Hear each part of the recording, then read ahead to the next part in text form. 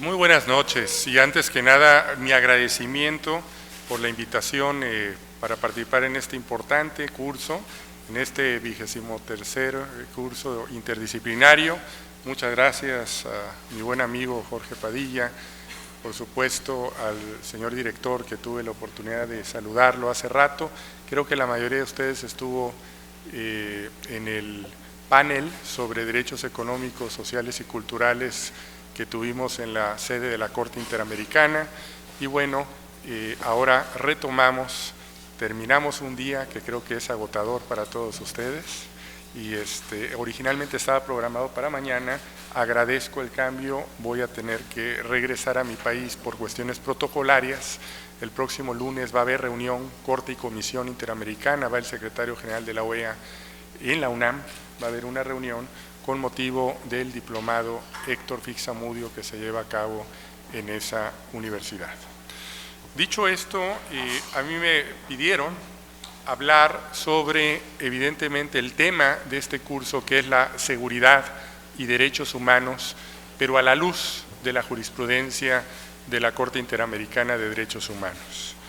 Me han comentado, he preguntado que no se ha visto el tema del sistema interamericano. Creo que por ahí hubo fallas técnicas hoy en la mañana y se ha tocado más bien desde el punto de vista del sistema universal. De tal suerte que me gustaría simple y sencillamente dar unos lineamientos generales sobre el sistema interamericano y especialmente hacia algunos detalles de la Corte Interamericana para introducir el tema. Me dicen que tienen todos un buen nivel sobre el sistema interamericano, pero que sería bueno introducir algunos aspectos.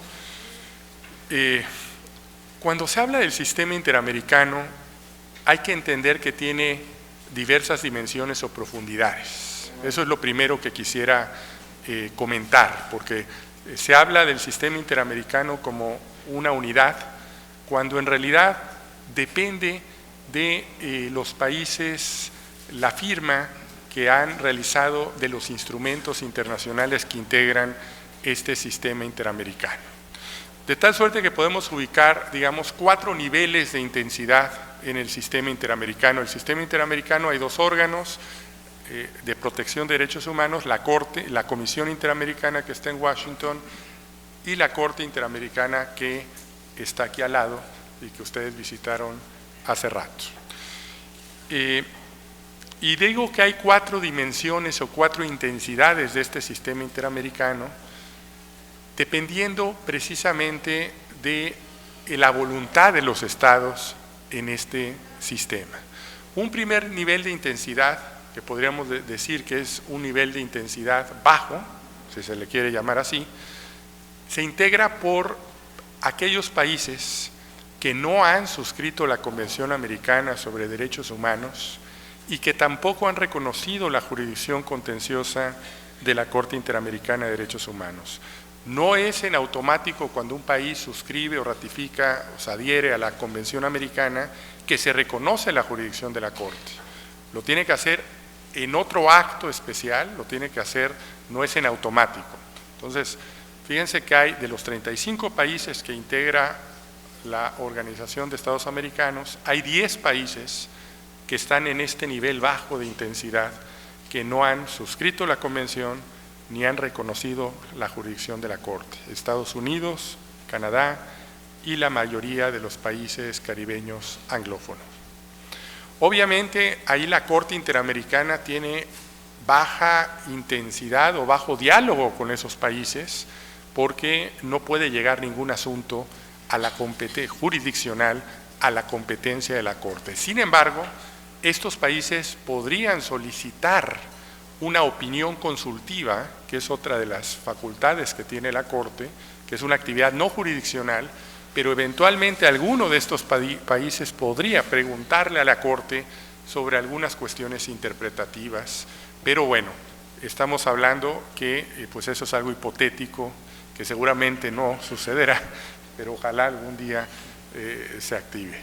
El segundo grado de intensidad son aquellos países que han suscrito la Convención Americana sobre Derechos Humanos, pero que no han reconocido la jurisdicción contenciosa de la Corte Interamericana de Derechos Humanos. Aquí tenemos 3 países: Jamaica, Grenada, no Granada, España, ¿no?, que está más lejos, sino Grenada, que es un país del Caribe, y Dominica, que también está en el Caribe.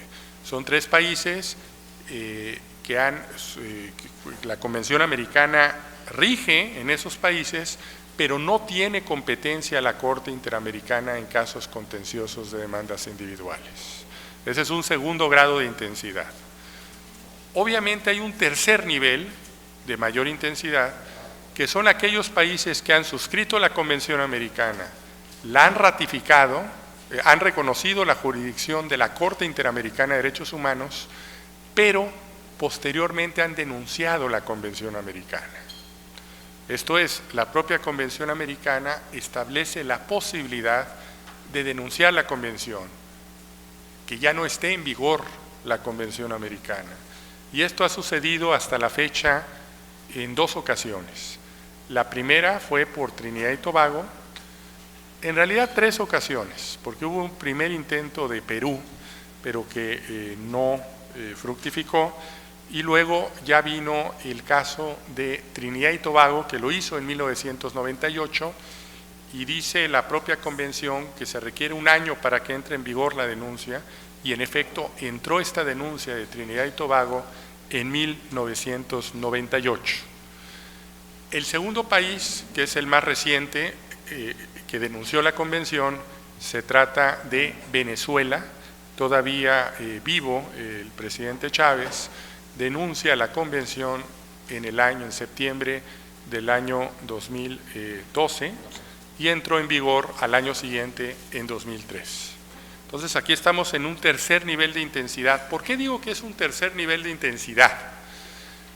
Porque es mayor que el anterior nivel, en tanto que la Corte Interamericana sigue teniendo competencia, porque la Convención Americana en su artículo, me parece que el 78, establece que una vez que se suscribe la Convención, que se reconoce la jurisdicción de la Corte Interamericana y que luego se denuncia, la Corte Interamericana sigue teniendo competencia respecto de los actos que presuntamente hayan violado la Convención Americana durante la vigencia de la Convención.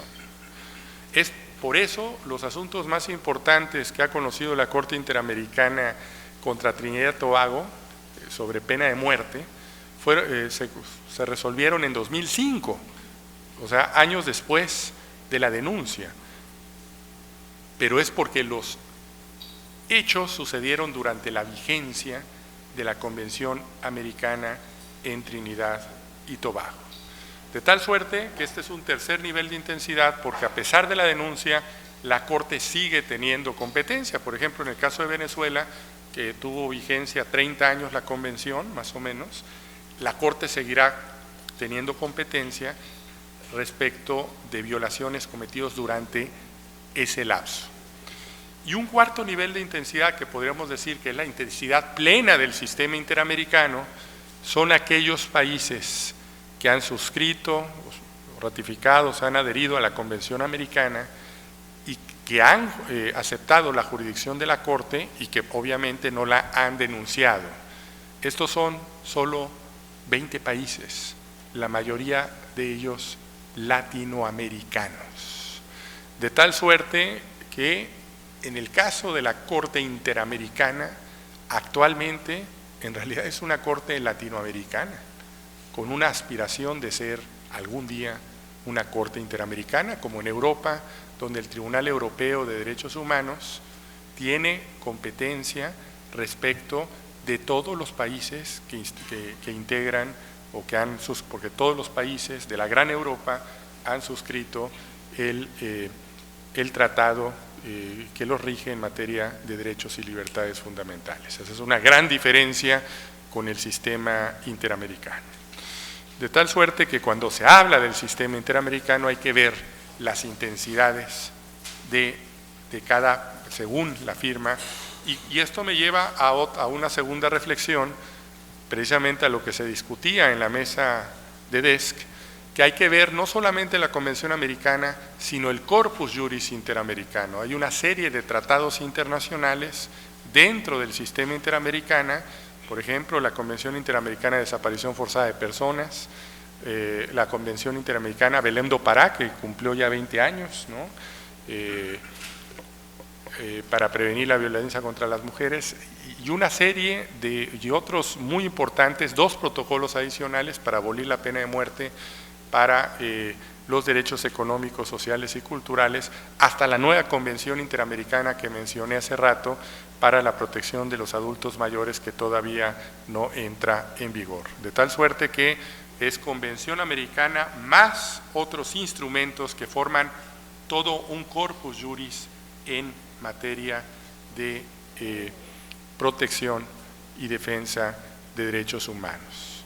De tal suerte que hay que ver desde esta perspectiva los alcances del control de convencionalidad, que es una de las figuras que se está arraigando en el sistema interamericano y especialmente en los ordenamientos nacionales, como una especie de puente, como una especie de elemento articulador entre este corpus juris y la jurisprudencia emanada de los propios órganos de protección, comisión y de la Corte Interamericana de Derechos Humanos con respecto a los ordenamientos nacionales.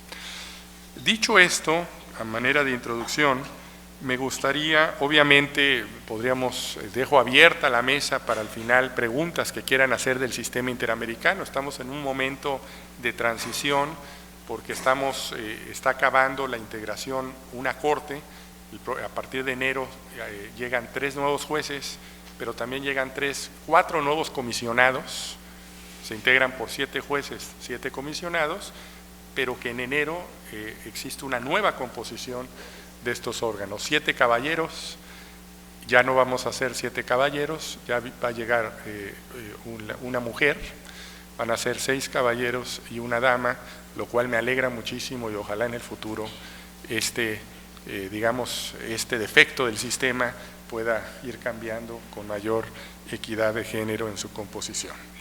Dicho esto, vamos a entrar de lleno al tema que nos ocupa a manera de introducción. Puse la página de la Corte Interamericana porque creo que es muy importante constantemente entrar a ella por la jurisprudencia que está creando día a día, ¿no? Día a día en casos contenciosos, pero también en opiniones consultivas, pero también en medidas provisionales que está dictando la Corte Interamericana. Por ejemplo, acabamos de tener 2 semanas de sesiones, una en Honduras y otra aquí en San José, y deliberamos sentencias de fondo, medidas provisionales que se van a dar a conocer los próximos días. Y esto evidentemente es una fuente del derecho internacional, pero como lo ha dicho la Corte Interamericana, no solamente es para resolver el caso concreto, no solo hay cosa juzgada, sino también hay una norma convencional interpretada, cosa interpretada que tiene efectos vinculantes con mayor o menor medida en cada uno de los estados parte. Por eso es muy importante entrar a conocer, por ahí van a ver algo que es importante que acaba de dar a conocer la Corte, que son cuadernillos de jurisprudencia interamericana. Por aquí van a pasar, no sé por dónde, ahí están los cuadernillos de jurisprudencia interamericana, hasta la fecha hay 8 y van a seguir saliendo sobre libertad personal, sobre desaparición forzada, que es uno de los grandes temas que ha resuelto la Corte Interamericana a lo largo de sus 36 años de existencia, entre otros. Entonces yo los invito a que permanentemente vean esta página, no para que vean las fotografías, sino para que entren a lo esencial que es la jurisprudencia de la Corte Interamericana, y ahí van a encontrar una enorme temática al tema que nos ocupa, que es el de la seguridad y los derechos humanos. Si nosotros vemos en perspectiva toda la jurisprudencia de la Corte Interamericana, vemos que en casos contenciosos, o sea, demandas individuales, la Corte en 36 años ha resuelto solo 188 casos. Son pocos casos, 188 casos. Pero estos 188 casos tienen una enorme importancia por la jurisprudencia que se crea, más allá de la resolución del caso en particular. Podríamos ubicar dentro de esta jurisprudencia, sobre todo en materia penal, que está más cercano a temas de seguridad, 7 grandes líneas jurisprudenciales. Cuando hablamos de la jurisprudencia de la Corte, a mí nunca me gusta hablar de este caso o del otro, aunque obviamente tenemos que hablar de casos, sino de líneas jurisprudenciales, ¿Por qué? Porque la línea jurisprudencial se va creando caso a caso. Y por ejemplo en mi país, ¿no?, todo el mundo se queda con el caso Radilla, como si antes o después de Radilla no hubiese jurisprudencia sobre control de convencionalidad. La jurisprudencia interamericana no hay que verla como fotografías jurisprudenciales, sino como una jurisprudencia dinámica, evolutiva, que va cambiando y va desarrollándose día a día, y por eso los invito a que entren a la página de la Corte Interamericana y se metan a la última sentencia de fondo que ha dictado la Corte, o la medida provisional, o la última opinión consultiva, que es de una enorme trascendencia. Arriba, si ustedes ven hasta arriba, arriba del todo se ve jurisprudencia. Si nosotros les invito a ver jurisprudencia, y ahí van a poder ver casos contenciosos, medidas provisionales, supervisión de cumplimiento de sentencias, y también por ahí hay un mapa interactivo hasta abajo de toda la página, hasta abajo de todo, van a encontrar un mapa interactivo que van a ver hasta abajo, el mapa interactivo, por ahí mapa interactivo, ahí por acá en la segunda línea hasta abajo, mapa interactivo dice ahí, eso, ahí, si le pican a este mapa interactivo, nada más les estoy dando algunos tips que yo creo que es muy importante, ven el mapa, ahí entran al mapa y por ejemplo le pican a México, por ejemplo, hagan un link en México, sobre México, sobre México, ahí le pueden ver jurisprudencia a México, ahí dice Convención Americana, cuando se firmó la ratificación, y luego ver jurisprudencia, le ponen link ahí en jurisprudencia, en lo azulito, abajo, ahí mero, y van a ver ahí todos los casos mexicanos, tanto de supervisión de cumplimiento de sentencia, como casos contenciosos, como medidas provisionales. Esto es muy importante para que ustedes vean la jurisprudencia de su país y puedan analizarlo de una manera muy ágil. Perdón que me meta en esto, pero creo que a veces es fundamental para ir entendiendo esta dinámica de la jurisprudencia, porque la gran pregunta que siempre me hacen, ¿y dónde vemos esta jurisprudencia? Como si fuera tan difícil, y realmente no es tan difícil. En el caso mexicano solamente ha habido 7 casos contenciosos, y ahí los podemos ver y analizar. Bueno, segundo, ya les decía que las 7 grandes líneas jurisprudenciales que la Corte ha desarrollado en temas penales, y que muchos de estos temas penales tienen que ver con el tema de seguridad, los podríamos sintetizar en estas 7 grandes líneas jurisprudenciales. Primero, en casos de tortura y otros tratos crueles o tortura y otros tratos, penas crueles, inhumanas o degradantes. Fíjense, de los 188 casos, más del 80% se refieren a casos penales o de procesal penal. Y 89 casos, o 90 por ahí, o sea, más de la mitad de la jurisprudencia de la Corte tiene que ver con casos de tortura o tratos crueles, inhumanos o degradantes. Fíjense, estamos hablando de algo muy serio, ¿no?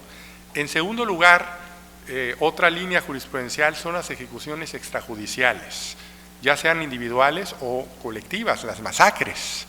Aquí estamos hablando de más de 43 casos. Esto, fíjense, de los 180 y tantos casos, Más de 40 y tantos casos tienen, o sea, más o menos el 25% tiene que ver con ejecuciones extrajudiciales. La tercer grande línea jurisprudencial es sobre desapariciones forzadas de personas. Aquí tenemos 89, 90 casos. Fíjense, el primer caso que llegó a la Corte Interamericana fue sobre los casos hondureños, que fueron 3 casos. El primero, Velázquez Rodríguez, que es la sentencia, yo digo, la más importante que ha dictado la Corte Interamericana, porque ahí abrió en excepciones preliminares, pero también en fondo, cuestiones que hasta el día de hoy la jurisprudencia de la Corte Interamericana sigue citando.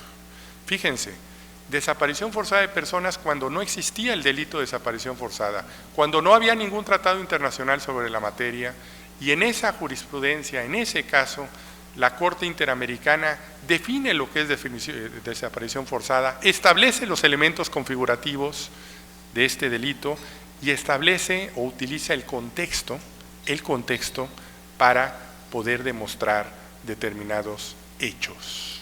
Obviamente, acuérdense, en aquella época, imagínense, no hay delitos y no hay cuerpo. Y aquí una de las características de la desaparición forzada es que no se han encontrado los cuerpos o no se han identificado plenamente los restos. Esta es una gran diferencia con la ejecución extrajudicial, que ahí tenemos el cuerpo. En la desaparición forzada hay una, digamos, sobre todo en las dictaduras que tuvimos, una de las características era precisamente desaparecer la evidencia, arrojarlos al mar o en otras circunstancias que peores, no sé si peores o iguales, pero que utilizaron los estados, no quiero decir utilizan los estados, pero no lo sé, pero los casos que hemos conocido de desapariciones forzadas han sido del pasado.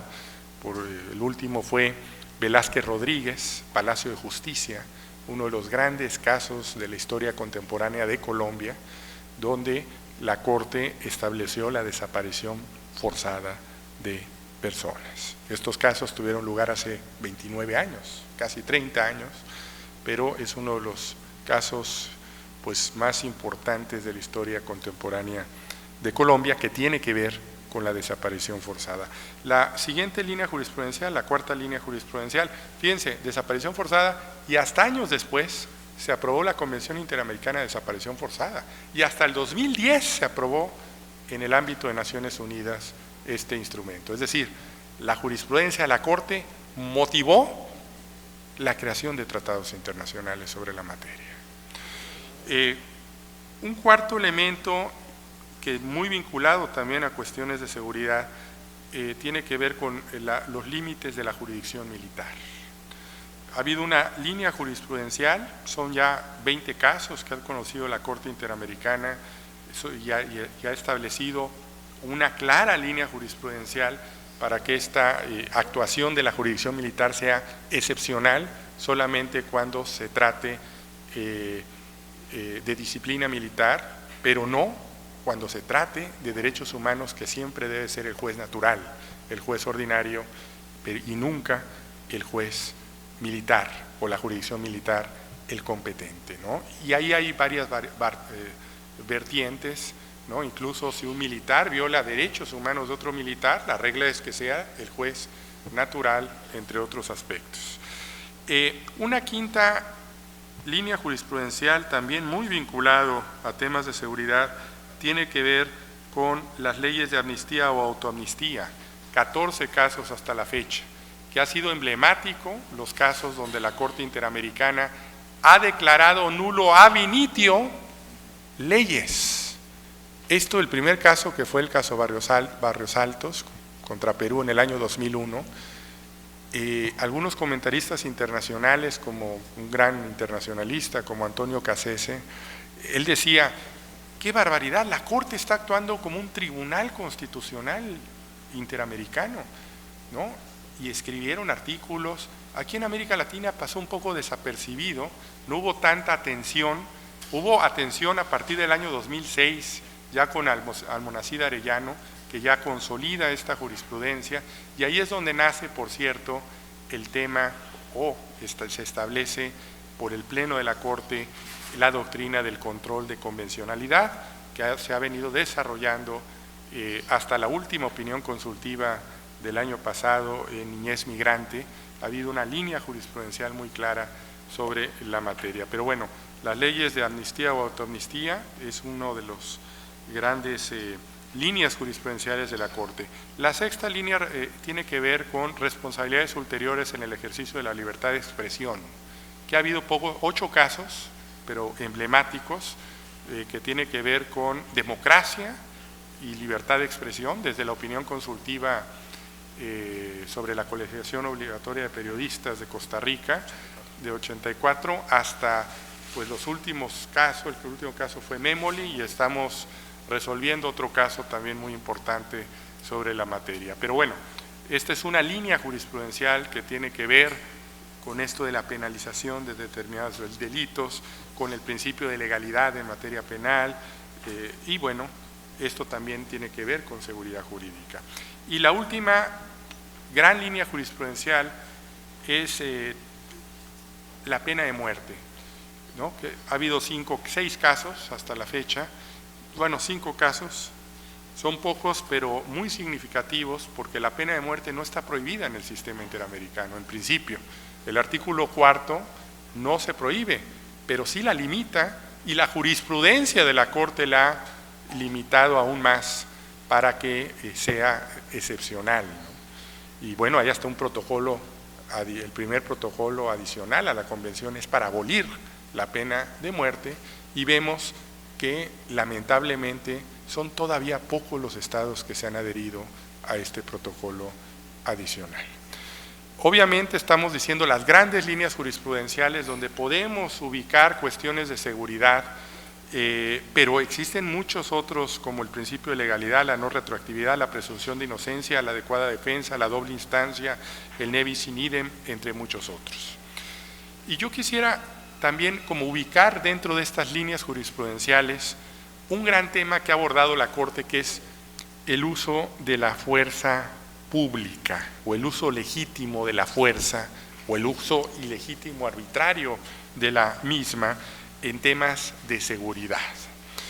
Obviamente aquí podríamos hacer toda una clasificación. Estaba tratando de hacer una clasificación por la mañana, y bueno, pues me llevó a subclasificaciones muy complicadas, que ojalá esto lo pueda convertir en un artículo y enviárselos a todos ustedes pronto. Pero creo que podríamos advertir bajo esta perspectiva. Primero, me gustaría hacer unas consideraciones generales y luego ubicar, digamos, unos 4 o 5 grandes temas sobre este uso de la fuerza pública, ¿no? El uso de la fuerza pública en casos de suspensión de garantías, que me voy a enfocar, pero también el uso de la fuerza en situaciones de detención, especialmente en cárceles, el uso de la fuerza pública en lugares o espacios públicos, o cuando se utilizan para reprimir grupos vulnerables o en situación de vulnerabilidad, o también el deber de investigar en los casos de uso de la fuerza pública, o en la prisión preventiva, o también en casos de terrorismo. O sea, como podemos ver, tendríamos que hacer un curso interdisciplinario específico solamente para el uso de la fuerza pública, que es uno de los aspectos de la seguridad, ¿no? Pero me voy a enfocar algunos temas. Una breve introducción.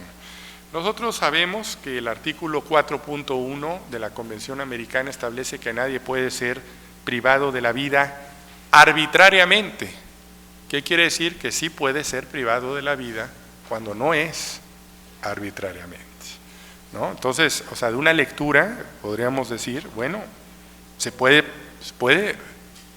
privarse de la vida. Entonces, y esto tiene que ver con el uso de esta fuerza pública. Pero está más allá de toda duda que el Estado tiene el derecho y el deber de garantizar su propia seguridad. Dentro de su territorio, el Estado no solamente puede, sino debe de garantizar la seguridad pública, utilizando obviamente los recursos los recursos idóneos para no llegar a la arbitrariedad. Tampoco puede discutirse que toda sociedad padece por las infracciones a su orden jurídico, pero por graves que puedan ser ciertas acciones y por culpables que puedan ser los reos de determinados delitos, no cabe admitir que el poder pueda ejercerse sin límite alguno o que el Estado pueda valerse de cualquier procedimiento para alcanzar sus objetivos sin sujeción al derecho o a la moral. Ninguna actividad del Estado puede fundarse sobre el desprecio de la dignidad humana. Esto lo dice la primera sentencia de la Corte Interamericana, Velázquez Rodríguez. Esto es, desde Velázquez Rodríguez se establece una premisa fundamental de actuación y del uso de la fuerza pública en tema de desaparición forzada, que luego a la luz de su jurisprudencia va ampliando. De manera especial, los estados, dice la Corte Interamericana, ya en otro caso más reciente, que de manera especial los estados deben vigilar que sus cuerpos de seguridad, quienes les está atribuido el uso legítimo de la fuerza, respeten el derecho a la vida de quienes se encuentran bajo su jurisdicción. Entonces la Corte ha tenido la oportunidad de pronunciarse acerca de los criterios que determinan el uso legítimo de la fuerza por parte de miembros de cuerpos de seguridad del Estado. Al respecto, el uso de la fuerza por parte de estos cuerpos de seguridad, podríamos hablar, digamos, de algunos elementos, de unos 4, podríamos poner más, pero vamos a identificar 4.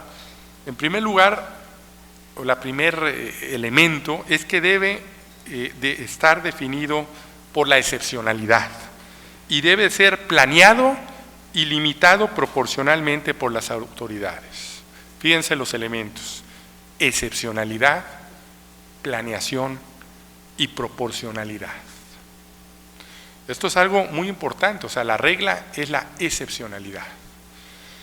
En este sentido, solo podrá hacerse uso de la fuerza o de instrumentos de coerción cuando se hayan agotado y hayan fracasado todos los demás medios de control.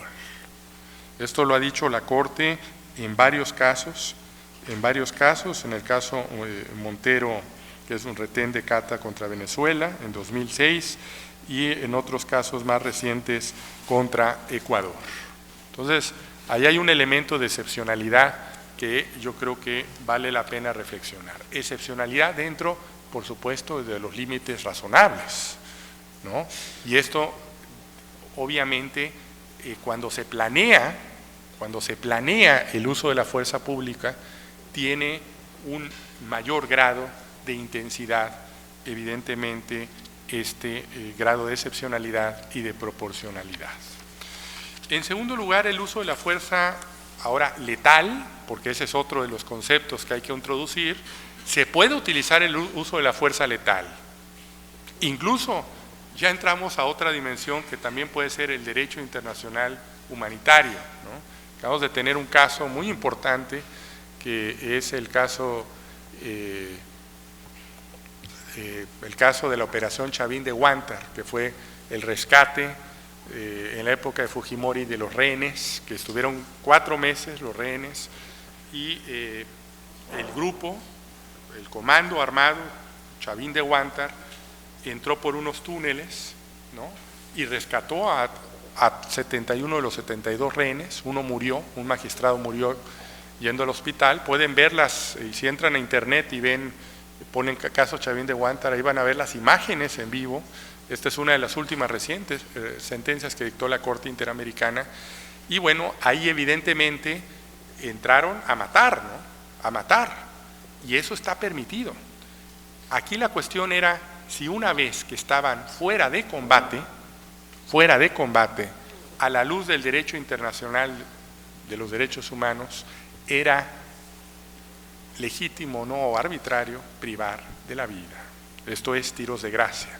Una vez que ya estaban fuera de combate, sometidos, digamos, donde ya entraron a matar, obviamente, y sí estaba al que algunos habían salido con los rehenes, pero luego los identificaron y regresaron los terroristas y aparecieron, por cierto, fuera del lugar de combate con un tiro de gracia.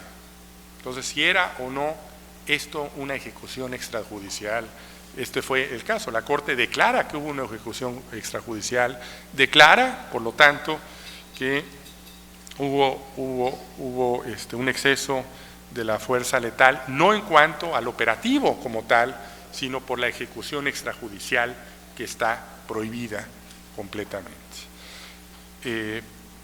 Pero bueno, ese es un segundo elemento. El uso de la fuerza letal y las armas de fuego contra las personas debe estar prohibido como regla general y su uso excepcional deberá estar formulado por ley. Debe estar en ley el uso de esta fuerza letal y ser interpretado restrictivamente, no siendo más que el absolutamente necesario en relación con la fuerza o amenaza que se pretende repeler. Ha habido casos en la Corte Interamericana donde ha habido precisamente estos usos de la fuerza pública cuando detienen a una persona y lo detienen disparando, ¿no? Fuerza letal, cuando había algunos otros medios para detener a la persona, o cuando no estaba en amenaza ni la seguridad pública ni la de otras personas y simple y sencillamente se utilizó la fuerza letal como un medio para combatir, olvidándose de otros posibles medios utilizados. Un tercer elemento es el deber, que este deber o se debe estar limitado por los principios, y aquí hay una serie de principios que ha ido desarrollando la Corte Interamericana, de proporcionalidad, de necesidad y de humanidad. Proporcionalidad, necesidad y humanidad. La fuerza excesiva o desproporcionada por parte de los funcionarios encargados de hacer cumplir la ley que da lugar a la pérdida de la vida puede, por tanto, equivaler a la privación arbitraria de la vida. Privación arbitraria de la vida. Un cuarto elemento que tiene que ver con la legislación interna, ya con la ley nacional, debe establecer pautas lo suficientemente claras para la utilización de la fuerza letal y armas de fuego por parte de los agentes estatales, así como asegurar un control independiente acerca de la legalidad de la misma. La obligación de iniciar una investigación, pero no cualquier investigación, sino una investigación que ha calificado la Corte Interamericana de seria, independiente y efectiva ante el conocimiento de que agentes de seguridad han hecho uso de armas de fuego con consecuencias letales, constituye un elemento fundamental y condicionante para la protección del derecho a la vida que se ve anulado en esas situaciones. Entonces quería, digamos, tener estas como 4 líneas que ha ido desarrollando la Corte Interamericana y bueno, así también ha ido desarrollando y utilizando principios básicos sobre el empleo de la fuerza que establecen, por ejemplo, que los funcionarios encargados de hacer cumplir la ley no emplearán armas de fuego contra la persona salvo en defensa propia o de otras personas en casos de peligro inminente de muerte o lesiones graves o con el propósito de evitar la comisión de un delito particularmente grave que entrañe una seria amenaza para la vida o con el objeto de detener a una persona que represente ese peligro. Fíjense, se permite utilizar esta fuerza, se permite y es legítimo utilizarlo cuando el objeto es detener a una persona que represente un peligro. Peligro evidentemente para otras personas y oponga resistencia a su autoridad o para impedir su fuga y solo en caso que resulten insuficientes medios menos extremos para lograr dichos objetivos. En todo caso, solo se podrá hacer uso intencional de armas letales cuando le sea absolutamente inevitable para proteger, y esta es la regla general, una vida.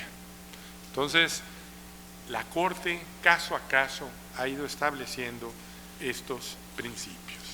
Fíjense que no estoy tratando de hablar de casos, sino estoy tratando de hablar de líneas jurisprudenciales, que eso es algo más fino para ir analizando, y por eso yo los invito a que vean estas líneas jurisprudenciales a través de estos casos, pero no se queden con el caso nada más, porque el caso es producto de la línea jurisprudencial que está realizando la Corte, pero que también va más allá de ese caso a través de los subsecuentes. Entonces, otra de las cuestiones que quisiera mencionar es que cuando se habla del uso de la fuerza pública, hay que analizar tres momentos distintos. Yo creo que es muy importante identificar tres momentos distintos. El primer momento son las acciones preventivas. Aquí la Corte se ha pronunciado sobre acciones preventivas. En segundo lugar, las acciones concomitantes a los hechos, o sea, cuando existen determinados hechos y se usa esta fuerza pública. Y en tercer lugar, las acciones posteriores a los hechos. Prevención al momento de los hechos y posterior a los hechos. Los estados deben de crear un marco normativo adecuado que disuada cualquier amenaza del derecho a la vida. Y aquí ha seguido la Corte Interamericana principios sobre el empleo de la fuerza y de las armas de fuego por los funcionarios encargados de hacer cumplir la ley. Entonces ha tomado una serie de elementos que van configurando ciertos principios a la luz precisamente de las normas y reglamentos sobre el empleo de armas de fuego por los funcionarios encargados de hacer cumplir la ley y que deben de tener ciertas directrices. Entonces voy a mencionar algunas de estas directrices. Primero, que se especifiquen las circunstancias en que tales funcionarios, estoy hablando de las leyes nacionales, o sea, lo que debe de contener, ¿no? Primero, que se especifiquen las circunstancias que tales funcionarios estarían autorizados a portar armas de fuego y prescriban los tipos de armas de fuego o municiones autorizadas. Esto es algo muy importante. Decíamos anteriormente que debe estar en la ley el uso de la fuerza, pero también debe estar en la ley estas cuestiones para prevenir quiénes utilizan estas armas letales. De tal suerte que ahí es donde las leyes de los estados deben de, acuérdense que una de las obligaciones derivadas de la Convención Americana es la adecuación normativa. El artículo 2 habla de la adecuación normativa, pero no solamente adecuación normativa, y de otros elementos, jurisprudencia, incluso la Corte ha dicho prácticas, no solamente las normas, no solamente los criterios jurisprudenciales, sino lo más importante, que eso se traduzca en prácticas convencionales a la luz de la Convención Americana. Entonces, esta adecuación normativa es muy importante para el uso de la fuerza pública, sobre todo para establecer quiénes están autorizados para usar armas de fuego y los tipos de armas de fuego y las municiones. Hay armas que son prohibidas y que son de uso exclusivo del ejército. Evidentemente esto debe de estar reglamentado, debe de estar en una ley. El segundo es asegurar que las armas de fuego, que estas leyes aseguren a través de estas disposiciones, que las armas de fuego se utilicen solamente en circunstancias apropiadas y de manera tal que disminuya el riesgo de daños innecesarios. Hemos tenido casos en la Corte Interamericana donde se ha utilizado armas de fuego cuando están fuera, o cuando están, digamos, no en actividad los sujetos que usan la fuerza pública. O sea, que están en descanso, están en días festivos, están en momentos donde no deben de utilizar estas armas, pero las utilizan. Entonces, esto también debe estar en ley. Y estas leyes deben ser conforme a los principios que había mencionado con anterioridad. Tercero, prohibir el empleo de armas de fuego y municiones que puedan provocar lesiones no deseadas o signifiquen un riesgo injustificado. Cuarto, reglamenten el control, almacenamiento y distribución de armas de fuego, así como los procedimientos para asegurar que los funcionarios encargados de hacer cumplir la ley respondan de las armas de fuego o municiones que se les hayan entregado. Quinto, Señalen los avisos de advertencia que deberían darse siempre que proceda cuando se vaya a hacer uso de un arma de fuego. Y sexto, establezcan un sistema de presentación de informes siempre que los funcionarios encargados de hacer cumplir la ley recurran al empleo de armas de fuego en el desempeño de sus funciones. Todo esto que estoy comentando está en la jurisprudencia de la Corte Interamericana, no lo estoy inventando, ¿no? Está, por ejemplo, esto último en el caso Montero, Aranguren y otros en un caso de retén de Katia, o en el caso Zambrano Vélez y otros contra Ecuador. O sea, como estoy tratando de establecer líneas que ha ido trazando la Corte Interamericana, no estoy hablando de los reglamentos de un país, ni de las constituciones o de las leyes, sino de la jurisprudencia de esta Corte Interamericana.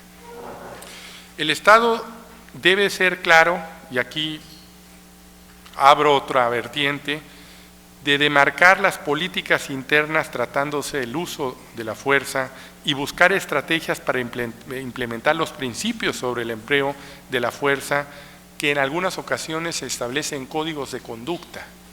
Hay algunos países que tienen estos códigos de conducta y que ha sido analizado, por cierto, por la Corte Interamericana para ver si se cumple este adecuado uso de la fuerza pública.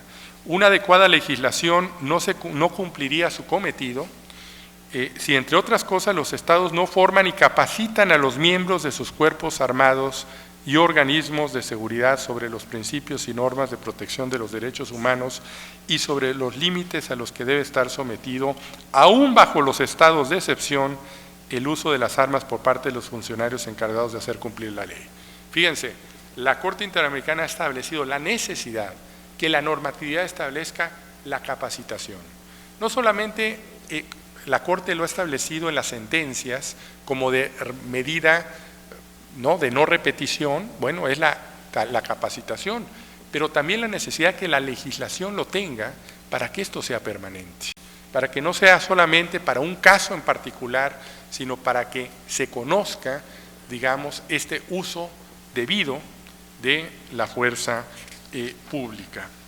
Bueno, he tratado simple y sencillamente de delinear algunas de las líneas ya específicas dentro del uso de la fuerza pública, sin referirme a casos, como ustedes pueden ver, para que ustedes vayan advirtiendo que aquí se va construyendo, a la luz de los casos, estas grandes líneas.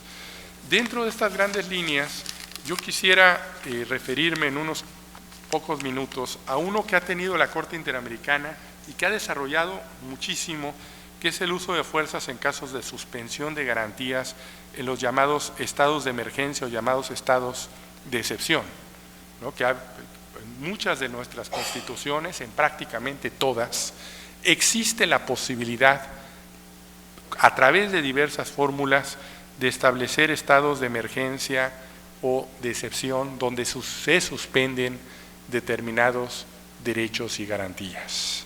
Y esto evidentemente lo tenemos que ver a la luz del artículo 27 de la Convención Americana, que expresa ciertas reglas muy específicas sobre estos estados de excepción, ¿no? En todas las constituciones, ¿no? Aquí tengo un recorrido de las constituciones latinoamericanas que tienen con diversas expresiones, por ejemplo, estado de sitio, Argentina, artículo 25, en Bolivia, artículo 137, y en Honduras, artículo 188, hablan de estado de sitio. Otros países hablan de estado de excepción, Bolivia, Colombia, Ecuador, Paraguay, Perú, aunque si bien aquí Perú distingue estado de emergencia o estado de sitio de acuerdo con ciertas particularidades. Venezuela, donde se clasifica en estado de alarma, estado de emergencia económica y estado de conmoción, de conformidad con también ciertos artículos. O sea, lo que quiero decir es que existe, digamos, varios nombres para un fenómeno, ¿no?, que es la suspensión de derechos y de ciertas garantías.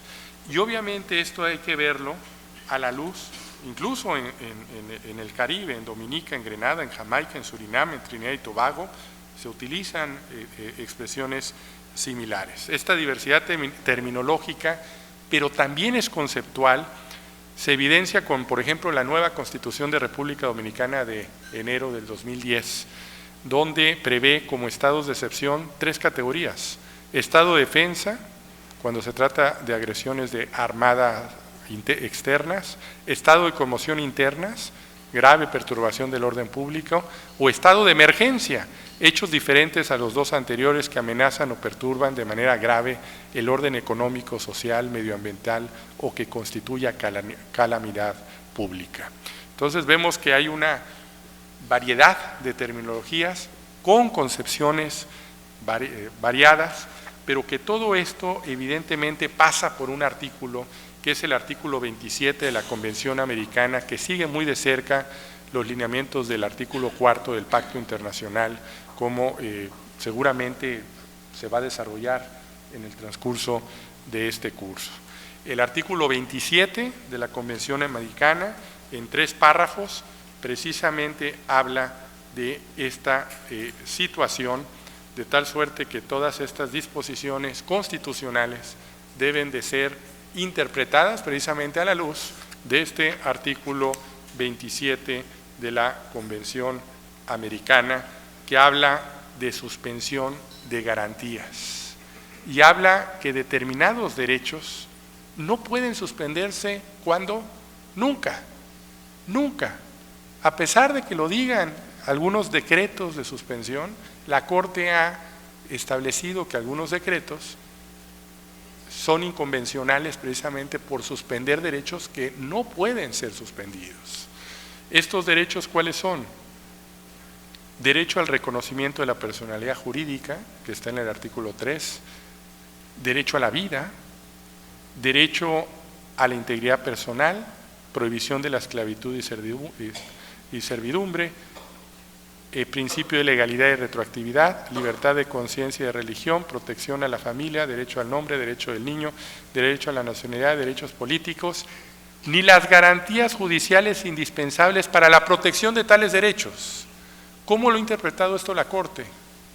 El habeas corpus y el amparo no son suspendibles, a pesar de que ha sido motivo de muchos decretos donde se han suspendido.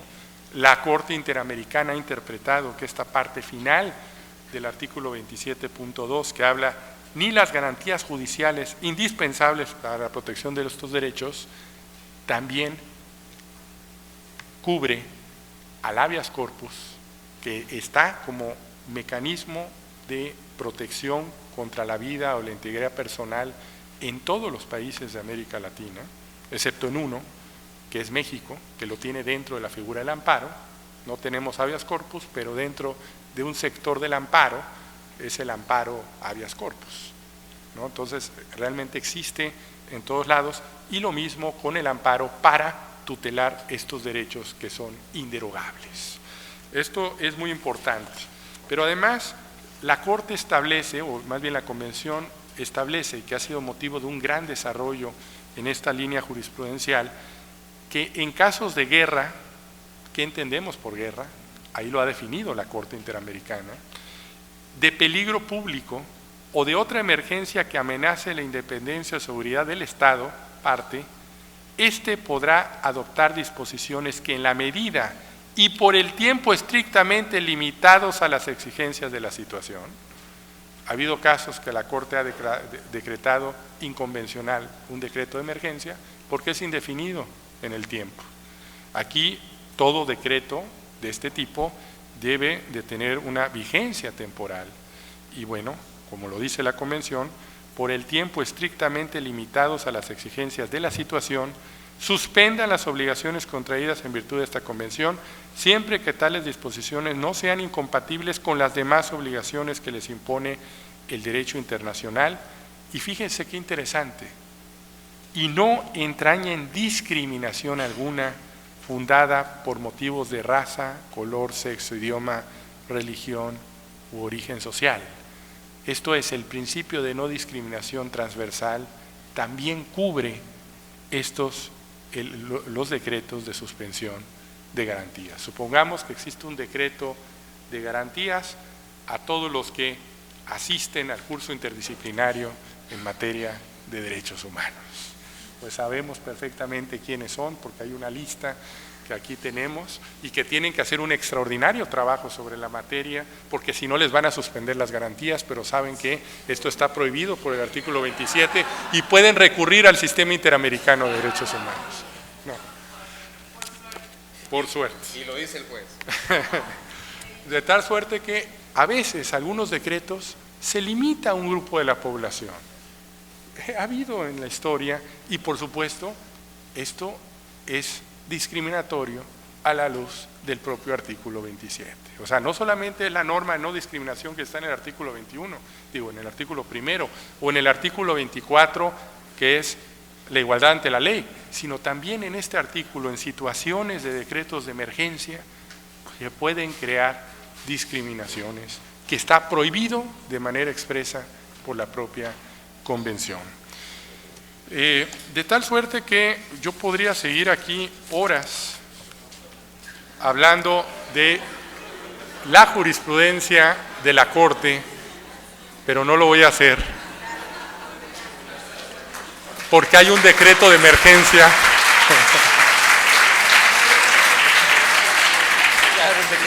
Hay un decreto de emergencia que llevan más de 8 horas trabajando y también se tiene derecho a la recreación. Y por lo tanto voy a terminar mi exposición con una idea fundamental. Los invito a que consulten la jurisprudencia de la Corte para que lean los casos, pero para que no hablen de los casos. Yo no traté de hablar ni del caso Castro y Castro, que es un caso fundamental para entender esta temática de los privados de la libertad, o de muchos de los casos, salvo esporádicamente, porque creo que es muy importante entender las líneas jurisprudenciales, que en el uso de la fuerza pública es muy amplia en la jurisprudencia de la Corte Interamericana, y como insisto, el uso de la fuerza pública es excepcional y conforme al principio de proporcionalidad, que es uno de los elementos fundamentales que ha ido desarrollando en un test que hace la Corte Interamericana de Derechos Humanos. Muchísimas gracias.